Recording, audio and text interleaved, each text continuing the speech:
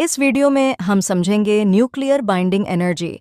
जैसा कि हम जानते हैं, एटॉमिक न्यूक्लियस एक स्टेबल स्ट्रक्चर है। एटम के न्यूक्लियस के अंदर प्रोटॉन और न्यूट्रॉन होते हैं, जिन्हें न्यूक्लियॉन्स भी कहा जाता है। ये न्यूक्लियॉन्स न्यूक्लियस में एक साथ बंधे होते हैं। ये न्यूक्लियॉन्स एक शॉर्ट रेंज इंटरैक्टिव फोर्स के साथ बंधे होते हैं, जिसे न्यूक्लियर फोर्स कहा जाता है। अब अगर हम न्यूक्लियॉन्स यानी प्रोटॉन और न्यूट्रॉन को सेपरेट करना चाहें, तो हमें एनर्जी की रिक्वायरमेंट होगी।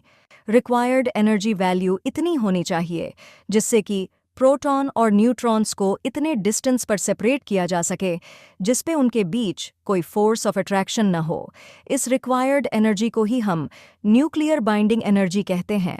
साधारण शब्दों में कहे तो न्यूक्लियर बाइंडिंग एनर्जी वह एनर्जी है जो न्यूक्लियॉन्स यानी प्रोटॉन और न्यूट्रॉन्स को न्यूक्लियस में एक साथ बांधे रखती है। न्यूक्लियर बाइंडिंग एनर्जी को आइंस्टाइन की थ्योरी मास एनर्जी एक्विवैलेंस पर एक्सप्लेन किया गया है।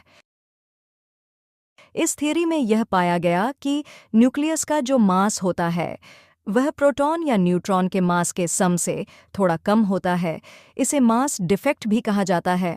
इस थ्योरी में यह पाया गया कि जो मास डिफेक्ट हुआ है वो मास एनर्जी की फॉर्म में कन्वर्ट होता है, जिसे हम बाइंडिंग एनर्जी के नाम से भी जानते हैं। Thanks for watching. If you like this video, please like and subscribe our channel.